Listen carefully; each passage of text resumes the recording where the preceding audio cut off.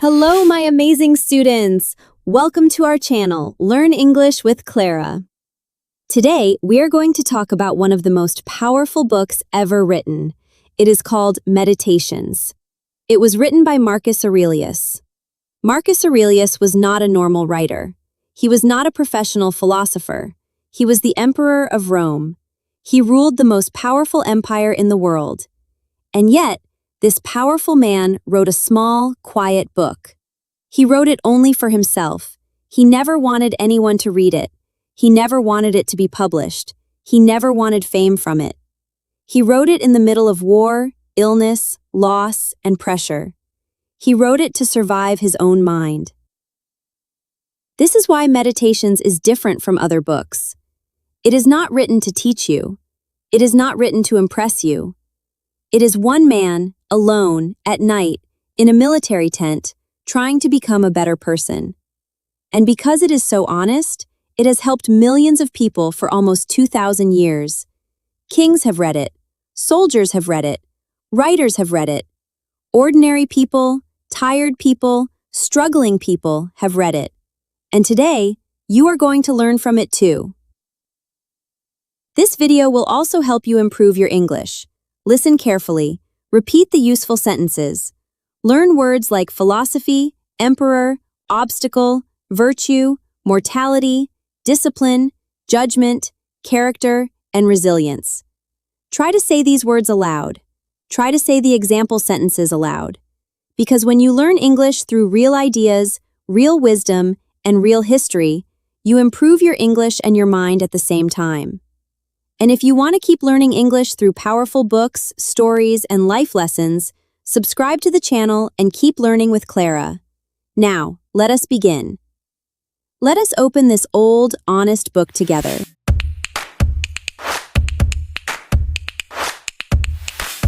Before we continue, I have something that might really help you. If you're enjoying these lessons but sometimes feel like you need more practice, more structure, or someone to guide you personally, I've created the complete English fluency system just for that. Inside, you'll find everything organized in one place: premium lessons, English books, worksheets, speaking practice, grammar, vocabulary, pronunciation, and much more. No more jumping from one random video to another. And the best part? You're not learning alone. Whenever you have a question or need help, you can contact me directly. I'll be there to support you throughout your English journey. Whether you're a beginner, intermediate, or advanced learner, this program will help you build real confidence and make consistent progress. If that sounds like what you've been looking for, you'll find the link in the description. Now, let's get back to today's lesson. Chapter 1. The Man Who Never Wanted You to Read His Diary. Marcus Aurelius became emperor of Rome in the year 161. He ruled for almost 20 years. Rome, at that time, was the strongest power on earth. Marcus controlled armies. Marcus controlled laws. Marcus controlled provinces across 3 continents. Millions of people lived under his rule. He had more power than almost any human being in history. But his life was not easy. It was not comfortable. It was not peaceful. For years, Rome fought long, difficult wars against tribes on its northern border. Historians call these wars the Marcomannic Wars. These wars kept Marcus away from home for years at a time. He lived in military camps. He lived near battlefields. At the same time, a terrible disease spread across the empire. It killed soldiers. It killed citizens. It killed people Marcus loved. So imagine this. You are the most powerful man in the world, but you are also exhausted. You are grieving. You are surrounded by war, sickness, and pressure every single day. What do you do with a mind like that? Marcus did something simple. Every night, or whenever he found a quiet moment, he picked up a pen. He wrote to himself, not for other people, not for history, not for fame. He wrote reminders. He wrote warnings. He wrote encouragement. He wrote honest thoughts about his own weaknesses. He wrote about anger, fear, pride, and patience. He wrote about how to stay calm when everything around him felt chaotic. This private writing became the book we now call Meditations. Here is something important to understand. Marcus never gave this book a title. He never prepared it for readers. He never expected you, in a different country, in a different century, speaking a different language, to be reading his private words today. The original title, in Greek, simply means to himself. This was Marcus talking to Marcus. This was one tired man trying to remind himself how to live with wisdom, patience, and honor. The book is organized into 12 smaller books, but do not imagine 12 neat chapters with clear titles. That is not what this is. Each part is a collection of short thoughts. Some are only one sentence. Some are a short paragraph. There is no clear order. There is no smooth story. It jumps from one idea to another, just like a real, honest journal does, because that is exactly what it is. Why does this matter for you? Because it changes how you should read this book. You are not reading a lecture. You are not reading advice from someone who has already figured everything out. You are reading the private struggle of a real human being. A powerful man, yes, but still a man who got tired. Still a man who got frustrated with difficult people. Still a man who feared failure. Still a man who had to remind himself again and again how to stay calm, focused, and good. This is why so many people connect with this book, even today. You may not be an emperor. You may not command an army. But you understand tiredness. You understand pressure. You understand difficult people. You understand fear. You understand the need to remind yourself again and again to stay strong and stay good. Marcus felt exactly the same way 2,000 years ago in a cold military tent far from home. So as we go through the next chapters, remember this. Every idea we discuss was not invented for a book. It was tested in real war, real loss, real exhaustion, and real power. Marcus was not teaching a class. He was fighting to keep his own mind clear and strong. And now, centuries later, his private struggle can help you fight for the same thing. Chapter 2. You have power over your mind. Here is one of the most famous lines from the entire book. Marcus wrote, "You have power over your mind, not outside events. Realize this, and you will find strength." Read that sentence again. You have power over your mind, not outside events. This is the heart of the whole book. This is the heart of Stoic philosophy, and it is a truth that can change your entire life. Let us understand it clearly. Every day, things happen that you cannot control. Traffic, weather, other people's moods, bad news, unfair situations, disappointment. You cannot always control what happens to you, but Marcus says something powerful. You can always control how you respond. You can always control your judgment about what happened. The event is outside you. Your reaction is inside you, and your reaction is always yours to choose. Think about your own daily life. Someone speaks to you rudely. That event you cannot always control. But how you respond, you can control.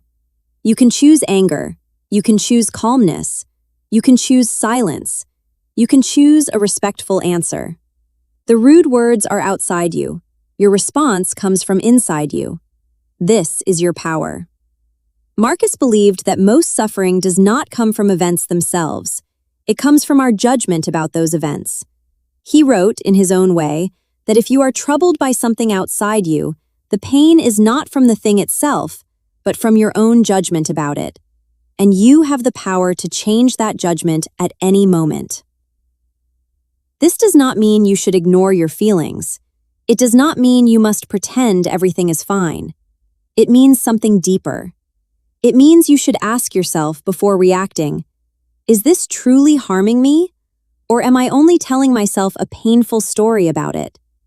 Sometimes the situation is genuinely difficult, but very often, much of the pain comes from the story we build around it, not from the event itself. Let us practice this with real, simple English sentences.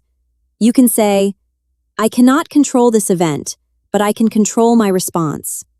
You can say, this is not in my control, so I will let it go. You can say, my peace does not depend on other people's behavior. Try saying these sentences aloud right now. Say them slowly. Say them with confidence. These are not just English sentences.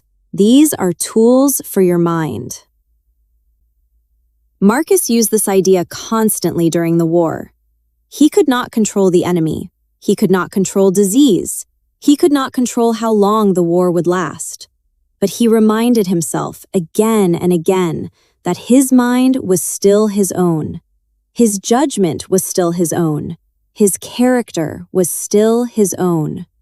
Nobody, not even a powerful enemy, could take that away from him unless he allowed it. This is such a freeing idea once it really sinks in. So much of our daily stress comes from trying to control things that were never ours to control. Other people's opinions, other people's choices, the past, which is already finished, the future, which has not happened yet. But your mind, right now, in this moment, is completely yours. Nobody can force you to think a certain way. Nobody can force your judgment. Only you can give that power away. And only you can take it back. So here is something to try today. The next time something frustrating happens, pause for 3 seconds. Ask yourself, is this in my control? If the answer is no, remind yourself calmly, then my only job is to control my response. This single habit, repeated daily, was Marcus Aurelius's real weapon against a chaotic world. It can become yours, too. Chapter 3. The obstacle is the way. Here is another powerful line from the book. Marcus wrote, "The impediment to action advances action. What stands in the way becomes the way." This sentence sounds strange at first. Let us slow down and understand it clearly, because it holds one of the most useful ideas in the whole book. An obstacle is something that blocks you, a problem, a difficulty, a wall in front of your goal. Most people see an obstacle as something bad, something that stops progress, something to complain about. But Marcus saw obstacles completely differently. He believed that an obstacle is not the end of your progress. An obstacle can actually become the path itself. Let us understand this with a simple example. Imagine you are walking and a large rock blocks your path. Most people stop and complain. Why is this rock here? This is unfair. Now I cannot continue. But another person looks at the same rock and thinks differently. I cannot walk through it, so I will climb over it. I will find a way around it. This rock becomes part of my journey, not the end of it. That second way of thinking, that is exactly what Marcus is teaching. Every obstacle in life gives you 2 choices. You can complain about it, or you can use it. You can see it as a wall, or you can see it as new material for your growth. A difficult boss can teach you patience. A hard exam can build your discipline. A painful failure can teach you humility and strength. The obstacle does not disappear, but your relationship with the obstacle can completely change. Marcus lived this idea directly. He did not choose the war. He did not choose the disease that spread across his empire. He did not choose years away from his family. These were massive obstacles, real and painful. But instead of only complaining, he used these hard years to build patience, discipline, humility, and clear thinking. The obstacle became the material for his own growth. The war became, in a strange way, the reason we have this book today. Think about your own life. What is your biggest obstacle right now? Maybe it is a difficult job. Maybe it is limited time. Maybe it is fear of speaking English in front of others. Maybe it is a difficult family situation. Marcus would ask you a simple, powerful question. What can this obstacle teach you? What strength can you build because of it, not despite it? Let us practice useful English sentences here too. You can say, "This is difficult, but I can use it to grow." You can say, "This obstacle is teaching me patience." You can say, "I will not let this stop me. I will let it strengthen me." Say these sentences aloud. Say them slowly. Let your voice carry confidence, even if you do not feel fully confident yet. Confidence grows through repeated action, not the other way around. This idea does not mean obstacles feel good. It does not mean pain is not real. Marcus was not pretending war and disease were pleasant experiences. He felt real exhaustion. He felt real grief. But he refused to let obstacles control his character. He refused to let hardship make him bitter, weak, or hopeless. Instead, he asked what strength could be built from the very thing trying to break him. So here is a practice for you this week. Choose one real obstacle in your current life. Write it down, or simply say it aloud. Then ask yourself Marcus's question. What can this teach me? What strength can I build because of this? You may not find the answer immediately. That is okay. But asking the question again and again slowly changes how your mind meets difficulty. And that shift, more than anything else, is what turns an obstacle into a path forward. Chapter 4. Remember, you will die. This next idea may sound heavy at first, but stay with it because it becomes one of the most life-giving ideas in the entire book.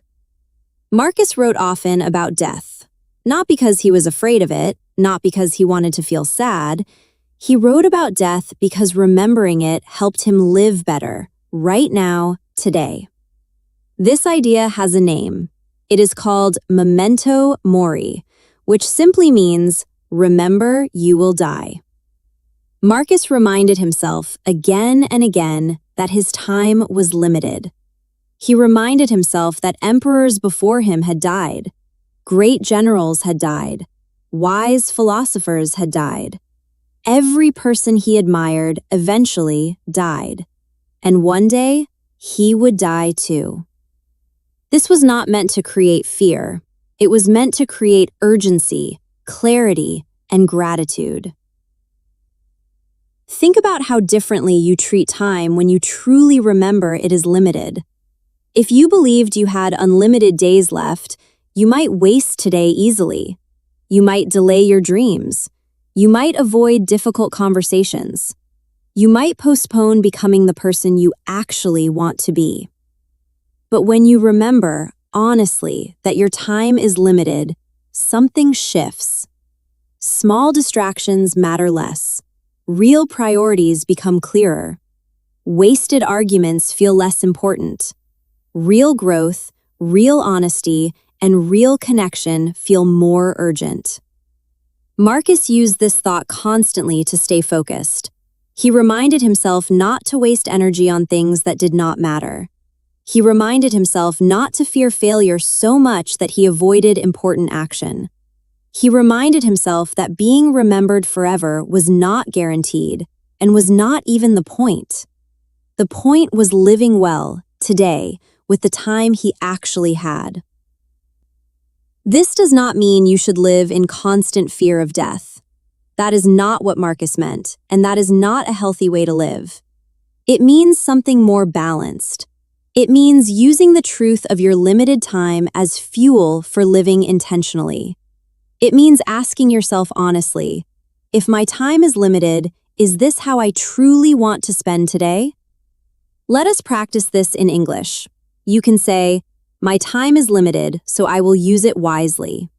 You can say, I will not waste today on things that do not matter. You can say, I want to live in a way I can be proud of.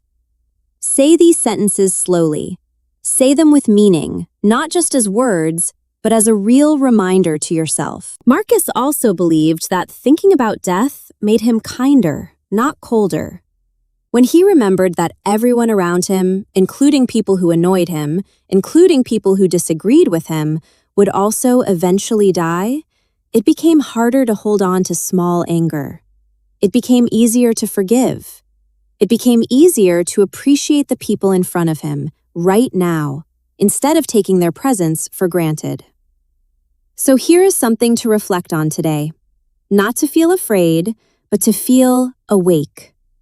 If you truly remembered that your time is limited, what would you stop wasting energy on? What conversation would you finally have? What dream would you finally start? What relationship would you finally appreciate more deeply? Marcus asked himself these questions in a war camp centuries ago. You can ask yourself the same questions today, wherever you are, right now. Chapter 5. Be like the rock the waves crash against. Now let us talk about something every single person deals with. Difficult people. Rude people. People who criticize you. People who try to make you angry. Marcus dealt with this constantly. As emperor, people disagreed with him, criticized him, and tested his patience daily. So he wrote himself powerful reminders about how to respond. One of his most famous lines is this: "The best revenge is to be unlike him who performed the injury." Read that again. The best revenge is to be unlike him who performed the injury. In simple words, if someone treats you badly, the strongest response is not to become like them. The strongest response is to stay true to your own character, calm, respectful, and strong, no matter how they behave. This is a difficult practice because our natural instinct is different. When someone is rude, we want to be rude back. When someone shouts, we want to shout back. When someone insults us, we want to insult them back. It feels natural, it feels fair. But Marcus believed this reaction actually makes you weaker, not stronger. Because now, their bad behavior has successfully changed your character too. Marcus used a beautiful image to describe strength in the face of difficult people. He compared a strong mind to a rock standing at the edge of the sea. Waves crash against it again and again with great force.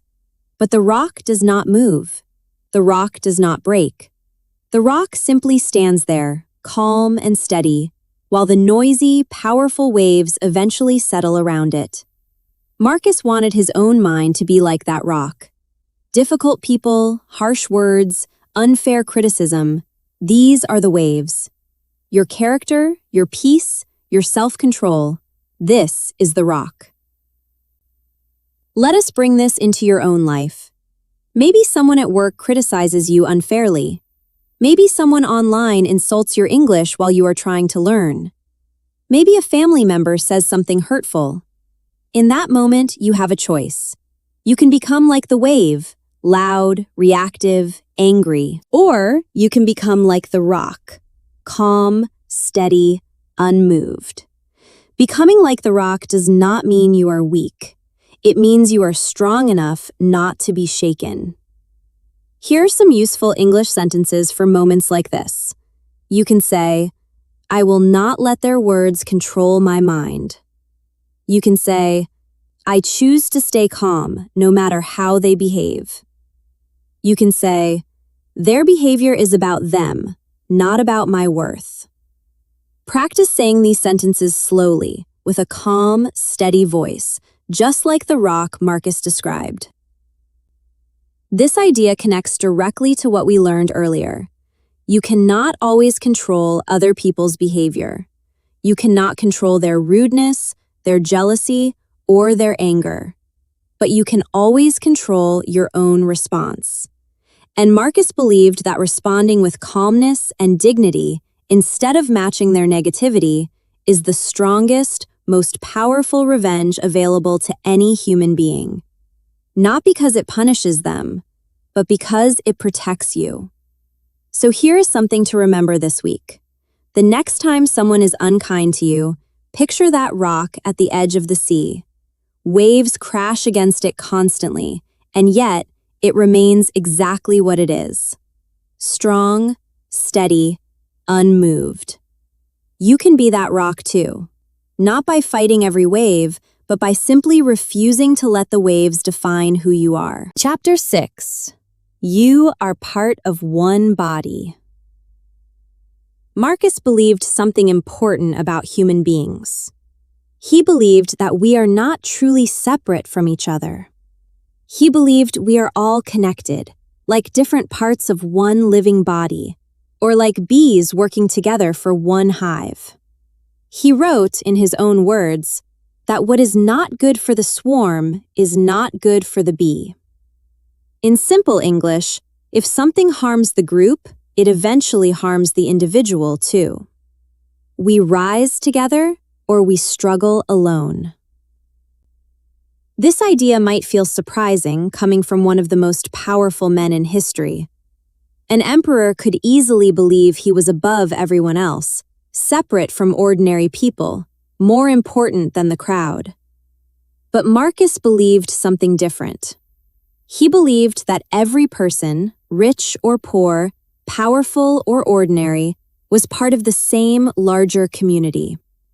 He often reminded himself that human beings were made to work together, to help each other, and to care about the well-being of the whole community, not only their own personal success. This is a powerful lesson for modern life too. It is easy to think only about your own goals, your own success, your own comfort. But Marcus reminds us that no person truly succeeds completely alone. Your teachers helped shape your mind. Your family helped shape your character. Your community helped shape your opportunities. And in return, your actions, big or small, affect the people around you too. Think about how this applies to your daily choices. When you are kind to a stranger, you strengthen the community around you. When you help a colleague, even in a small way, you strengthen the group you belong to. When you are patient with someone who is struggling, especially someone learning something new, like a new language, you support the well-being of the whole group, not only that one person. Marcus believed this kind of thinking, community-focused thinking, made a person genuinely great, not small. Let us practice this idea in English. You can say, "My actions affect the people around me." You can say, "I want to support my community, not only myself." You can say, "We grow stronger together." Say these sentences aloud slowly. Notice how they shift your focus away from only yourself toward the wider world around you. Marcus also believed this idea should reduce arrogance. If you are only one part of a much larger body, then no single person, not even an emperor, should think they are more important than the whole. He reminded himself constantly that his power was temporary, that his role was to serve the empire, not simply to rule over it for his own benefit. This kind of humility is rare, especially from someone with so much power, and it is one of the reasons meditations remain so deeply respected today. Think about your own circles, your family, your friends, your classmates, your coworkers, even the community of people learning English together right now, watching this very video. Marcus would ask you a simple question. How can you contribute to this group's strength, not only your own? Sometimes the answer is small. A kind word, patience with a beginner, encouragement instead of criticism. But Marcus believed small actions like these are exactly what hold a healthy community together, one person at a time. So here's something to reflect on today. You are not separate from the people around you. You are part of a larger body, a larger community, a larger swarm, working together, whether you always notice it or not. When you help others grow, you are also helping yourself grow. This was true for a Roman emperor commanding an empire, and it is just as true for you, wherever you are, right now. Chapter 7. Stop arguing, just be good. We are ending with a line that captures the entire spirit of this book. Marcus wrote, "Waste no more time arguing about what a good man should be one." Read that again, slowly. Waste no more time arguing about what a good man should be one. This sentence is so simple, but it carries enormous power. Marcus was not interested in endless debates about morality. He was not interested in sounding wise in conversation. He was interested in one thing only: action. Real, honest, daily action. He believed that talking about goodness without practicing it was a waste of the very short time we have. Real character is not built through discussion. Real character is built through daily practice, choice after choice, day after day. Think about how often we do this in our own lives. We talk about the person we want to become. We plan the habits we want to build. We discuss our goals with friends again and again. But sometimes all that talking replaces actual action. Marcus would gently but firmly remind us, stop explaining your future goodness. Start practicing it today, in this exact moment, with the people in front of you. This connects perfectly to everything we have learned in this video. You have power over your mind, not outside events, so use that power today, not just in theory. Obstacles can become your path, so use today's obstacle as practice, not just as a complaint. Your time is limited, so live intentionally today, not only in future plans. Difficult people will test you, so choose calm strength today, not just when it is convenient. You are part of a larger community, so support someone today, not only when you feel like it. Every single idea in this book leads back to the exact same place. Today, this moment. Real action, not only good intentions. Let us practice this final set of English sentences. You can say, I will stop talking and start doing. You can say, today I will practice patience, not just discuss it. You can say, I am not perfect, but I am improving every day. Say these sentences slowly and really mean them, because meaning them is exactly the point Marcus was making. Here is something beautiful to remember about this entire book. Marcus Aurelius was the most powerful man of his time. He had unlimited resources. He had endless comfort available to him if he wanted it. And yet, night after night, he chose to sit quietly and remind himself to be humble, patient, disciplined, and kind. Not because anyone was forcing him, not because anyone was watching. He did it because he genuinely wanted to become a better person every single day until the end of his life.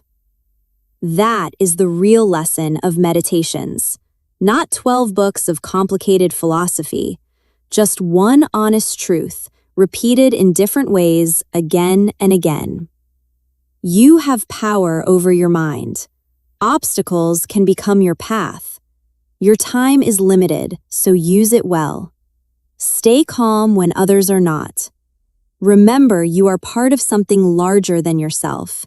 And most importantly, stop only talking about becoming good. Simply begin. So take this with you today. You do not need to be an emperor to live like Marcus Aurelius. You only need a quiet moment, an honest mind, and the willingness to remind yourself again and again, exactly like he did 2,000 years ago in a cold military tent, far from home, writing only for himself, never knowing that one day someone exactly like you would be listening, learning, and growing from his private words. If this video helped you understand this powerful book and helped you practice your English at the same time, like this video, subscribe to the channel, and keep learning with Clara.